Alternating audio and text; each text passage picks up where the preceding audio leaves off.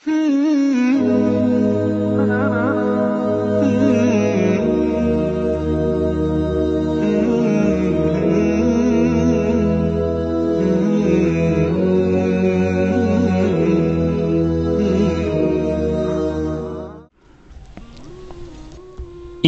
musulman doğanlar, hacı dädeler, özüňizden çürüyüm, beterde içeriğinizden çürüyüm ve gulala Türkmen jawan oglanlar.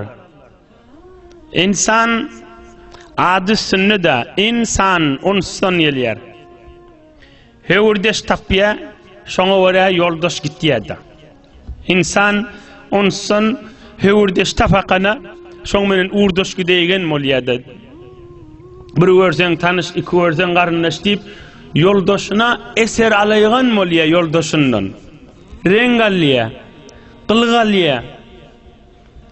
Ohumni ýewri mana görüň bolýar ha ýoldaş görüň. Bä men şu işleýän edaramda, işleýän karhanamda, işleýän kargamda, oturşyan tükanımda, oturşyan öýümde, oturşyan adamım ve men qyzym menen oturşak boýdoşy, men zenanam menen oturşak zenana we men bihim saýa bilen gatnaşjak bolsam, men bäm kar bilen gatnaşjak bolsam, hewri hesabyň çykmyl zataşy.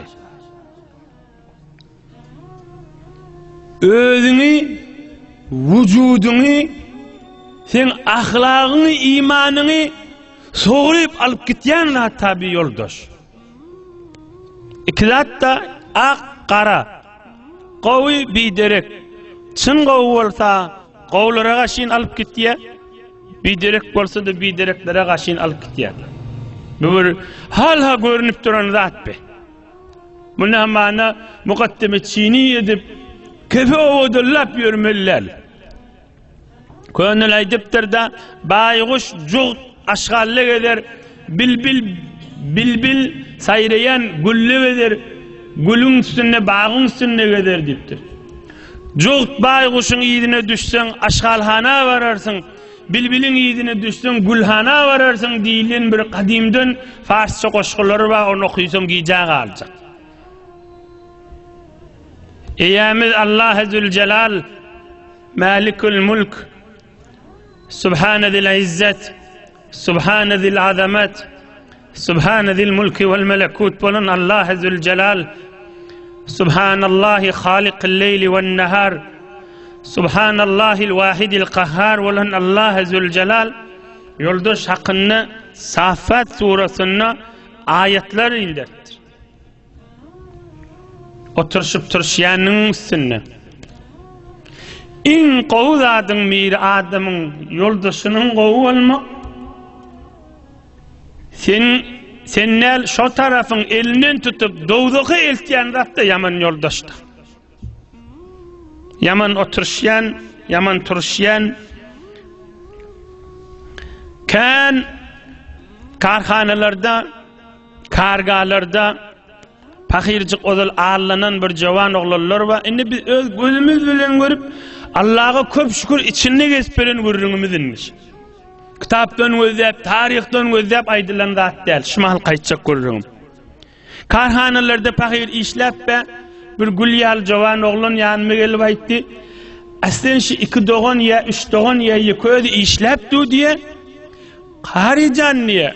Allahümme salli ala Muhammed'i bilen aklı diye ahir neçeli diye. Hamane ettehiyyatu mekteb okuyanın memiz biliyeti ettehiyyatu qiyinrak. Allahümme inna nestainika qiyinrak qadimden bir. Allahümme salli ala Muhammed'i bilen aklı ve ala Muhammed kema sallita ahir neçeli. Oham innişi qoğuqlullu bilen yoldaş olup oham gelip begeni vaydardi namaz öğrettim şolara deyip. Yoldaşın eserini verdi. Ve ne kadar Tehran'da, Maşat'ta, ya beyleki şehirlerde, ya her yerlerde varsın. Öz yurdumuzda, ya hariç yurtta varsın. Bir ya okuyan yerde danışkasına, ya şu işlep çürük çıkaryan yerini, fakir ozul ya enatasından, ya ovasından bir terbiyet görmeyeni, bir biderek haram içkileri içip de işlep veren oğlan, şu karhana, şu karga bir gülyal oğlan var ya, Yuwaşajykdan mıň arastalygy şolary eser goýup düýüp tawbat kesip beren gulaly oglanlar gözümüz bilen gördük. Allah'a köp şükür. Yoldaşynyň eseri de. Ah yoldaşynyň derman eseri de. Ah yoldaşynyň derman eseri de. O nagadarlarda hemmäňizde ýetik, hemmäňiz içinde şu mübarek jelisäge yoldaşynyň elinden tutup ene şu oturan mübarek tefsiriňizde. Mübarek Sire-i Nebevi, Nebi-i Ekrem'in derman söz ýaşaýyşyna aýtýa kakda. Gel dostun birje gedek, gelsen bir gedek şirket etdi görsen nip, nagadar nefer özüňiz elinden tutup getirdiňiz. Ya nagadar ýeňiz sizi dostuňyz getirdi. Ozal aýyrsan aýtma jire görüňleri diýen adamlar var şu mejliste şuma. Hemen nurunyň içinde, bereketiniň içinde keyf edip otýyny. Ilim mejlisinde ferişte ýagýan, nur ýagýan, rahmat ýagýan, Allah Zülcelal'ın kelamının manasy aýdylýan jelesede göneni otý. Kim getirdi seni? Dostuň getirdi. Birje gedek gelsen, birje gedek şirket et diýip alqaýtmadymy bir tofar ýeňidi. Ya bir tofar ýeňiz başga ýoldaşyň elinden tutup getirdiňiz. Ýoldaşyň eseride. Gow dostuň eseride. Ve ohm dosty onu getiripdir. Ol din, diyanat, Hudaý peýgamber dünýä ahiret nämedigini düşünipdir. Bir ya molla bolupdyr, ya sofu bolupdyr, işan bolupdyr, teberrik bolupdyr, Hudaýyň dosty bolupdyr, azançy bolupdyr, imam bolupdyr. Halkyň işine ýortup beren, ak ýürek bilen hyzmat etýän bolupdyr. Ol dostunyň bereketi haşa. Can dostum diýip elinden tutup, hamany bir gedek mübarek jelese getiripdir. Bu dosty Allahyň dosty bolup gitdi. Arif bolupdyr, Hudaý taniýan bolupdyr, ewliýa bolupdyr, weliyullah bolupdyr, Allahyň dosty bolupdyr. Ey cemaatler, Allah Zülcelal'ın kelamını aýtmakak şuurun aýdyp düşdik de boljak. Yoldaşyň eseri barada, yoldaşyň haqqy barada. Şonuň menen gatnaşanyň märi, şonuň menen oturuşanyň märi, özüň sen Hudaýa ýakynda, gowdassa şo. Ya bir adamlar, ya bir dinanlar ba, şonu dosi boydoşy gowadam diýe ha. Ýöne şoň menen gatnaşyp, şoň menen oturşany bäri öz Hudaýdan daşalyp barýa. O görünipdi biderek ýoldaş we biderek boydoş daş. Şoň menen oturşan, şoň menen gatnaşany bäri öz dinden daşalyp barýa da. Bir bereketçilikle bada. O görünipdi biderek ýoldaş da. Muri miskin havasi daşt ke der Kabe resad. Dast در پای کبوتر زد و ناگاه رسید.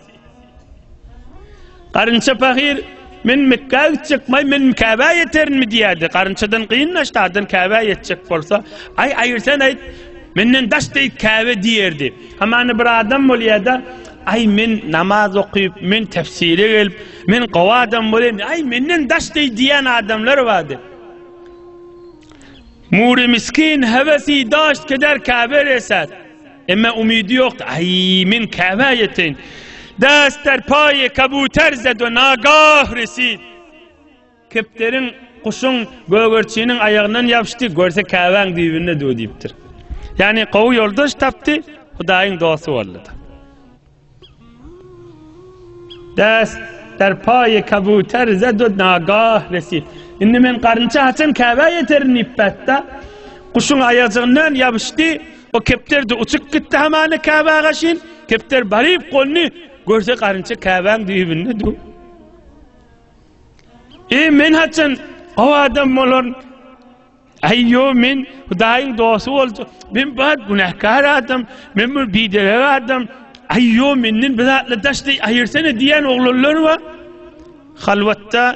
Halwatda yani ýekjilqa günäsi ýadyna düşüp indi gözünden ýaş aktyryp İnne Allah'ını zikredip, ışk edip, mehabbet edip, kâde gelip sonraya, min şuullim namazımdan lezzet alamak, min näme deyin kam, näme istem kam ya, bir ettim mi kam deyip sonra oti. Kim şunu oğlan? O da ayyo men mescide var bilmer neyt, ayyo men namaz okuyup bilmer neyt, niyen cavan oğlanla? İnne Allah'ın dostu oldu. Ey bu gurrun nagat erzeşli, ey bu gurrun nagat mana gerek gurrun. Nagat sana gerek görürün. Nagat gelillere gerek görürün. Nagat hacı dedelere gerek görürün. 80 yaşında adamlı var, dostuna alın kespehadirdi. Aktığağla oti kakama dua ettim. Gelin ağla oti kaynatamın uğrunun çemesinden mark bilemezak. Namaz okutup bilemezak deyip. Yoldaşına alın ya deyip, kaynatam deyip. Bihimmemize gerek görürün. Allah Teala'nın kelamı da. Eyyemizin kelamı.